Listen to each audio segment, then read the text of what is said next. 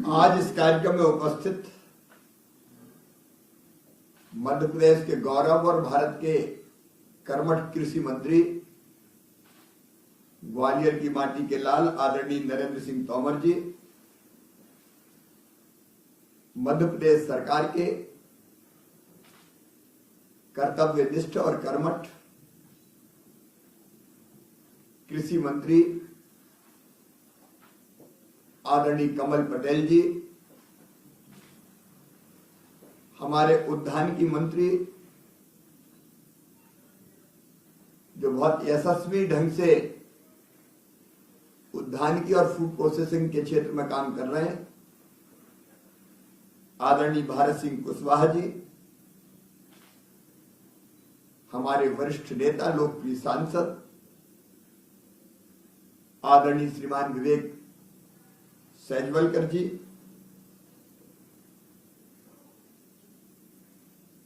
कुलपति विश्वविद्यालय के आदरणीय प्रोफेसर श्री एस के राव जी, भारतीय जनता पार्टी के जिलाध्यक्ष कमल माकियानी जी, ज्वाइंट सेक्रेटरी भारत सरकार आलम जी, इस अवसर पर ग्वालियर, मुरैना और सीहोर में उपस्थित हमारे सभी साथीगण जिनमें किसान भी सम्मिलित है, और इस कार्यक्रम को सुन रहे बहनों और भाइयों, पिछले 15 साल में मध्य प्रदेश ने कृषि के क्षेत्र में अभूतपूर्व प्रगति की है। अभी जब कमल पटेल जी बोल रहे थे, बीच में उनकी बात पूरी नहीं हो पाई, तो मध्य प्रदेश ऐसा राज्य जो लगातार कृषि के क्षेत्र में नित्य नए कीर्तिमान स्थापित करके हमारे प्रधानमंत्री श्रीमान नरेंद्र मोदी जी के संकल्प और सपने को साकार कर रहा है।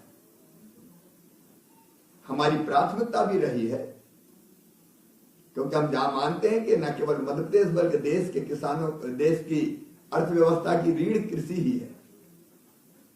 और जब माननीय नरेंद्र सिंह तोमर जी मध्य प्रदेश में मंत्री थे, तो उनके साथ भी सोच समझ के हमने ये योजना बनाई थी कि सबसे पहली प्राथमिकता हमको कृषि क्षेत्र को देना है, क्योंकि 65% से ज्यादा आबादी खेती के माध्यम से ही अपनी आजीविका चलाती है। और इसलिए सिंचाई के साधनों का विस्तार, आधुनिक टेक्नोलॉजी,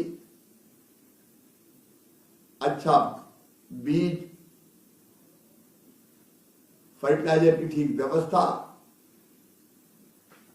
अनेकों प्रकार की योजनाएं किसान को राहत देने के लिए, उसके विस्तार में मैं नहीं जा रहा। प्रयत्न पूर्वक हमने तय किया कि मध्य प्रदेश को कृषि के क्षेत्र में तेजी से आगे ले जाएंगे, और उसी का परिणाम है कि मध्य प्रदेश ने अनेकों बार कृषि कर्मण अवार्ड जीता है और देश के अन्न के भंडार भरे। आज पंजाब से भी ज्यादा गेहूं उत्पादित करने वाला कोई प्रांत है तो उसका नाम है मध्य प्रदेश। हमने उत्पादन के नए रिकॉर्ड स्थापित किए हैं। न केवल अनाजों का उत्पादन, बल्कि फिर हमने ध्यान दिया हार्टिकल्चर पर। भारत सिंह जी बैठे हैं और प्रयत्न पूर्वक, क्योंकि प्रधानमंत्री जी ने किसानों की आय दुगना करने का संकल्प लिया। हमारे अगर परंपरागत फसलें देखें, विशेषकर गेहूं और चावल, धान, अन्न के भंडार हमारे सारे भरे हुए हैं। मध्य प्रदेश में भी माननीय नरेंद्र सिंह जी बैठे, रखने की जगह हमारे पास नहीं है। अभी हमने धान में भी खरीदी में रिकॉर्ड तोड़े, 43 लाख मीट्रिक टन से ज्यादा धान इस बार खरीदी। ये तो सरकारी खरीद हुई है। बासमती और बाकी धान जिसकी ऊंची कीमत मिली है वो अलग है। और आज हमारे सामने समस्या ये है कि गेहूं खरीदेंगे तो रखेंगे कहां? कैप बनाने के अलावा कोई रास्ता नहीं है हमारे पास। इसका अर्थ ये नहीं है कि हम खरीदेंगे नहीं, खरीदेंगे, लेकिन हमको ये सोचना ही होगा कि आय अगर बढ़ानी तो हम दूसरी फसलों की तरफ भी जाएं। कृषि का विविधीकरण प्रधानमंत्री जी बार बार कहते हैं, वो हम करें। और उसमें एक अच्छा क्षेत्र है हॉर्टिकल्चर का क्षेत्र, फलों की खेती, फूलों की खेती, सब्जियों की खेती, औषधि खेती, कृषि वानिकी। और मध्य प्रदेश में मुझे कहते हुए खुशी है कि हॉर्टिकल्चर का क्षेत्र 15 लाख हेक्टेयर से ज्यादा हो गया है। बल्कि हम फल भी पैदा कर रहे हैं, सब्जियां भी पैदा कर रहे हैं, मसाले भी पैदा कर रहे हैं। लेकिन समस्या वही थी कि अगर भारत सिंह जैसा कह रहे थे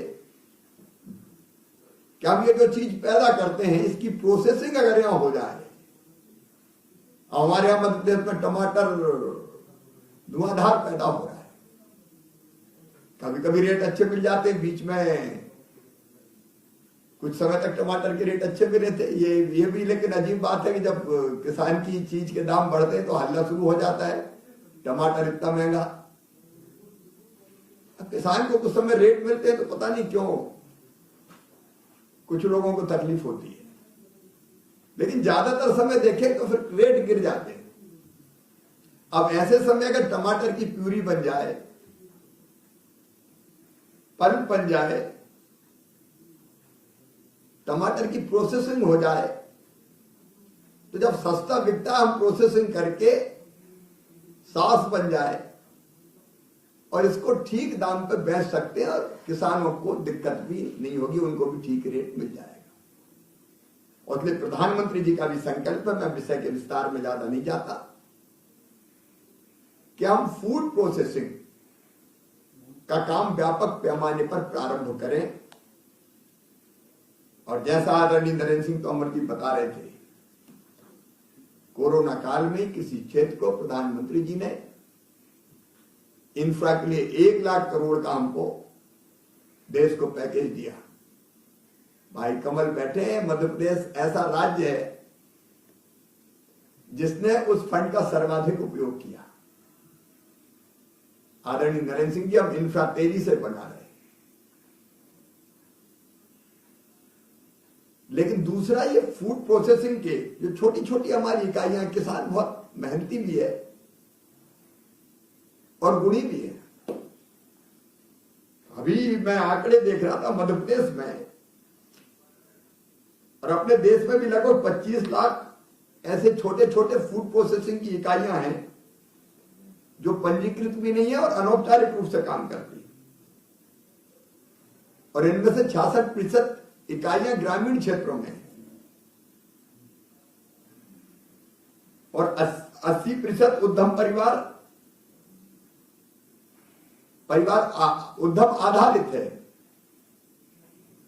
और ये ग्रामीण आजीविका को बढ़ाने में सहायक भी है और पलायन भी रोकते हैं। और प्रधानमंत्री जी ने यह अद्भुत कदम उठाया, प्रधानमंत्री सूक्ष्म खाद्य उद्योग उन्नयन योजना। और इसी योजना के अंतर्गत, क्योंकि हमारे किसान लघु उद्यमी काम करना चाहते हैं लेकिन कठिनाई आती है, फूड प्रोसेसिंग का काम करना चाहते हैं, भारत उन कठिनाइयों को बखूबी जानते हैं।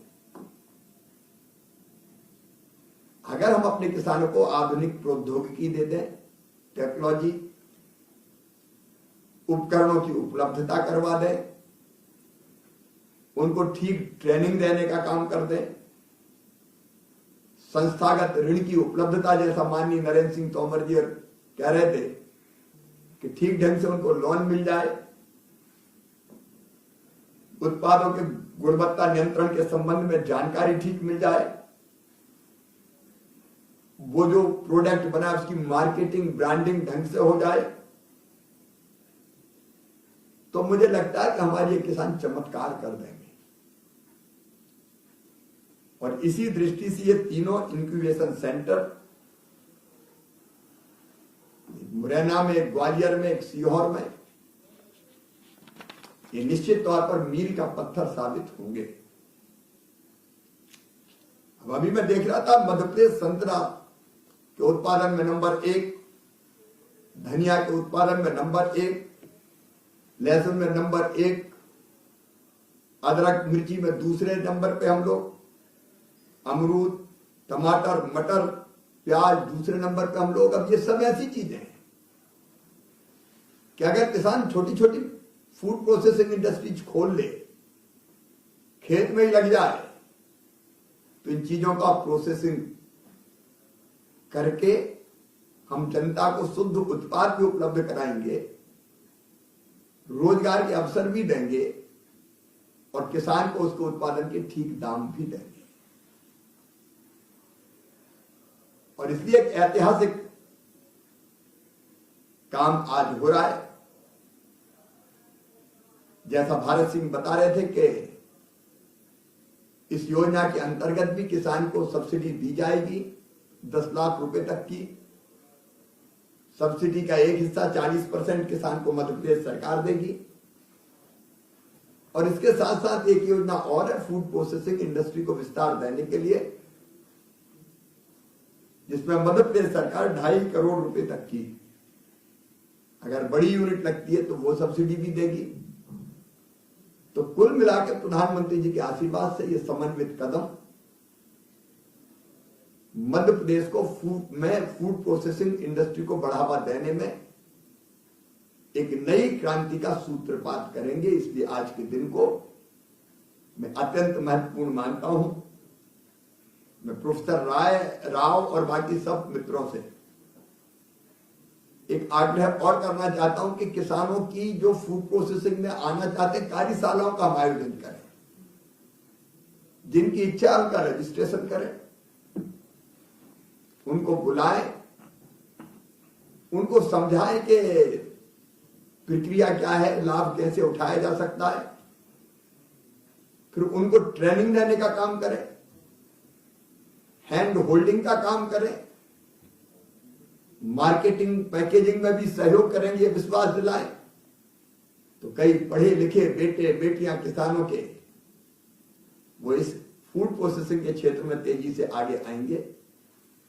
इसलिए इंक्यूबेशन सेंटर का भूमि पूजन हो रहा है, लेकिन कार्यशालाओं का आयोजन भी इनके बनने तक हम कर लें और ट्रेनिंग देने का काम शुरू करके हम इस क्षेत्र में कितने स्टार्टअप और शुरू हो सकते हैं अलग अलग,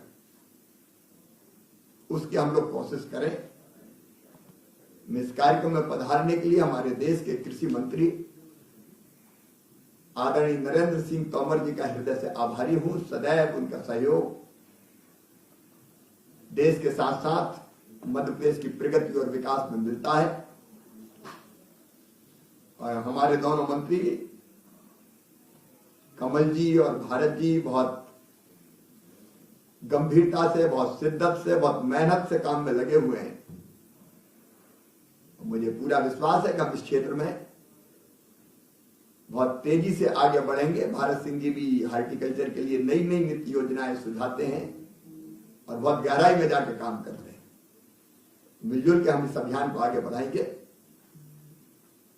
आप सबको धन्यवाद भी और नमस्कार।